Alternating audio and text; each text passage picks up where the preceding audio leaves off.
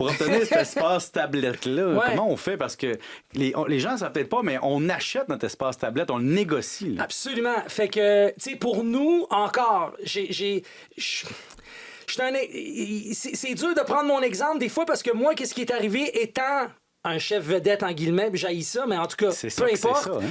Ben, c'est parce que j'ai été capable d'être porte-parole pour une des grandes chaînes au Québec pendant 3 ans de temps. Ça Fait qu'évidemment, quand j'ai sorti mes produits, j'ai pas payé pour la tablette. Oh!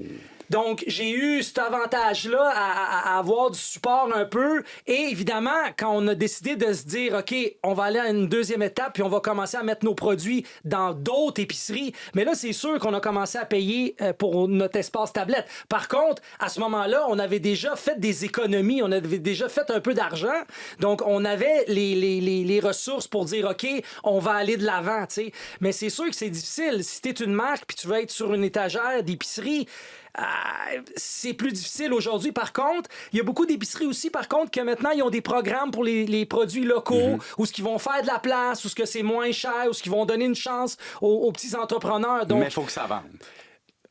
oui, c'est comme payer un loyer. Tu sais, t'es chez puis un bon exemple, c'est Costco. Tu sais, mettons, Costco là, dans notre segment, il faut qu'on vende entre 1000 et 1500 dollars de notre produit par semaine par entrepôt. Wow! Fait que si t'arrives pas à atteindre ça, you're Goodbye, gone. Charlie Brown. Ah oui, t'as pas, c'est noir et blanc là.